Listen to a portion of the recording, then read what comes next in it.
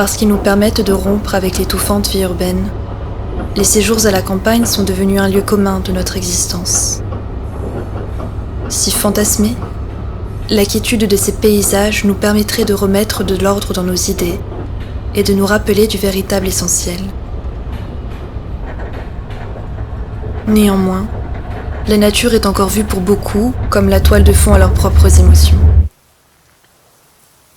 Forêt silencieuse, aimable solitude, que j'aime à parcourir votre ombrage ignoré. Dans vos sombres détours, en rêvant égaré, j'éprouve un sentiment libre d'inquiétude. Prestige de mon cœur, je crois voir s'exhaler, des arbres des gazons, une douce tristesse. Cette onde que j'entends murmure avec mollesse, et dans le fond des bois semble encore m'appeler. Oh, que ne puis-je, heureux, passer ma vie entière, ici, loin des humains. Nombre d'artistes romantiques et symbolistes s'emparèrent de ce refuge pour cristalliser leur intériorité. Et en effet, Madame de Staël écrivait « La contemplation de la nature accable la pensée.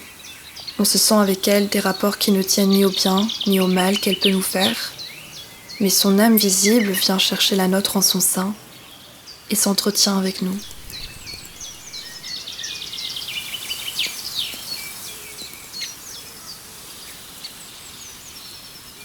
Pourtant, lorsqu'on le contemple pour lui-même, le vivant a tellement plus que du symbolisme à nous partager.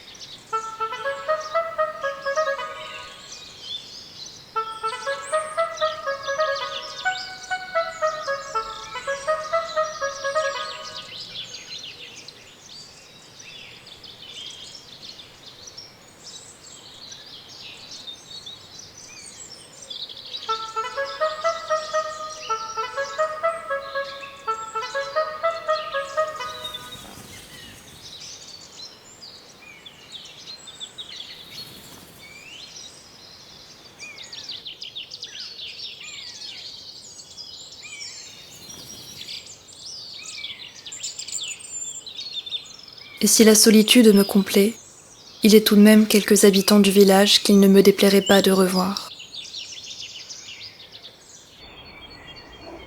Alors que les clôtures suffisent à encourager les chevaux à rester rampés, pour ces biches, ce ne sont que vains obstacles à leur liberté.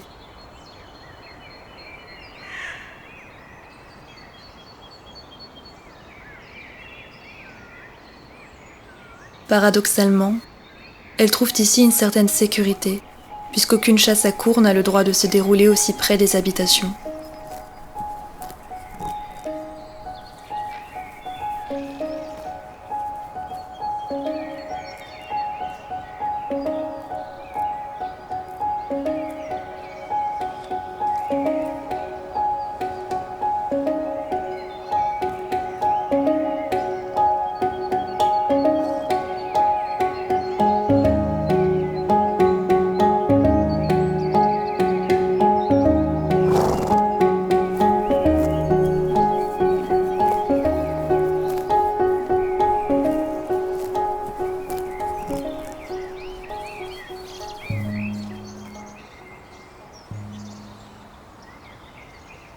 Mais la plupart des êtres de ces contrées ne s'offrent guère en spectacle.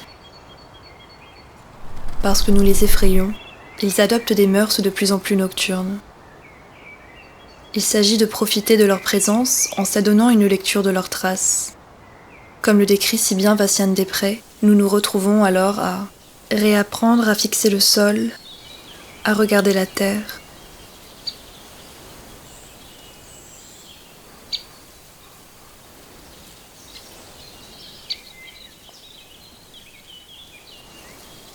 À lire les taillis, les herbes foulées et les fourrés obscurs.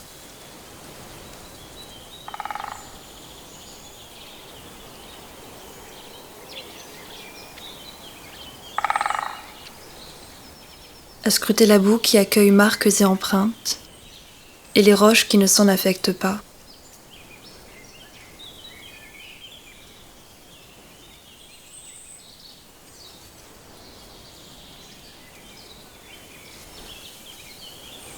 À inspecter des troncs où se sont accrochés des poils.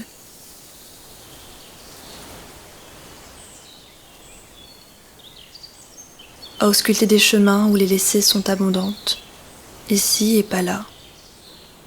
Et parce que ces autres êtres sont si craintifs, il faut alors ruser et jouer sur leur propre terrain. Cette haie borde un champ fraîchement coupé, non loin des terriers que j'ai repérés. Si le vent n'a pas tourné, je me dissimulerai sans bruit, avant l'aube.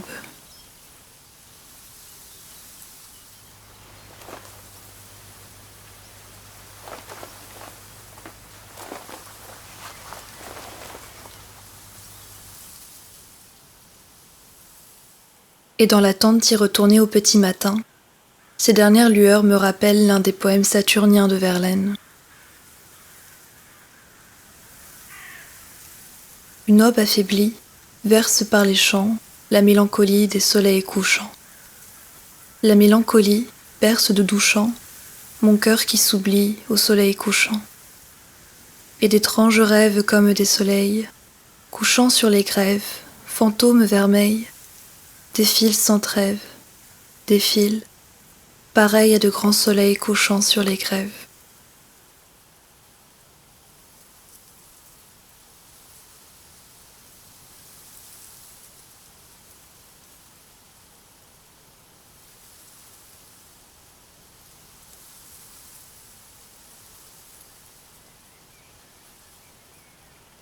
Mais la campagne n'est pas toujours si apaisante. Quand elle est vêtue de la nuit, chacun de mes pas intensifie le prochain battement de mon cœur.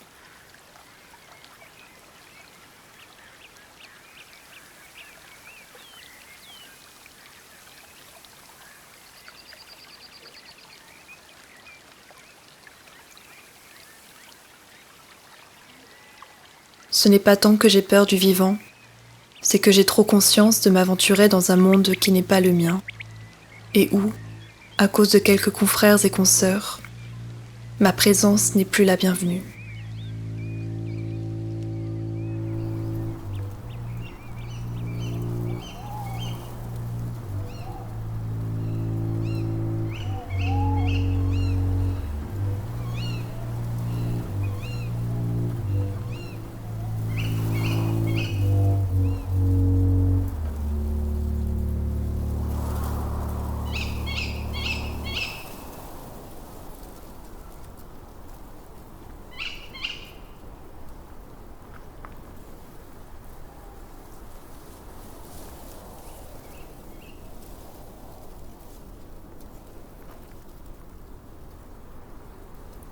Et alors que mes doigts tremblent encore,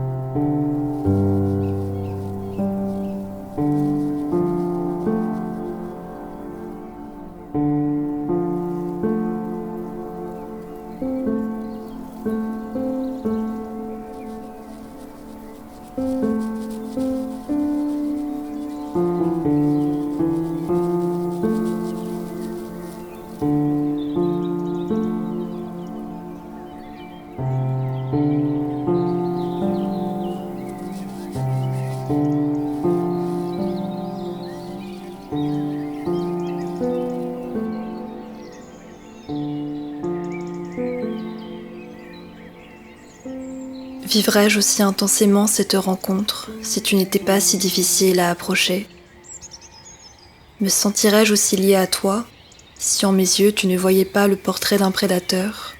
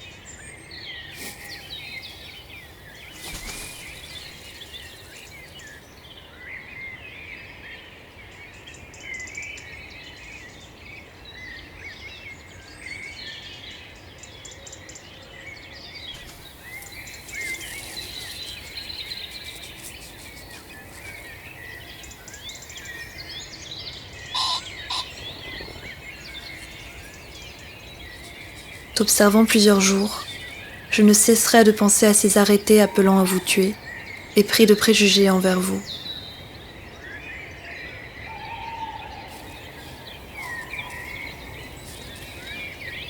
Déjà au Moyen-Âge, on te peignait comme un vil goupil rusé, dans le roman de Renard.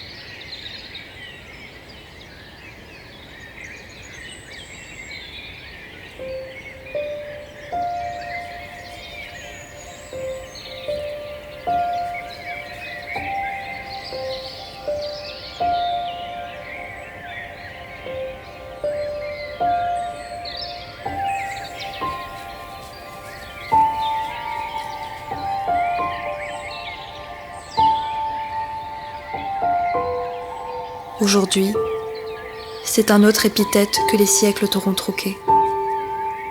Nuisible.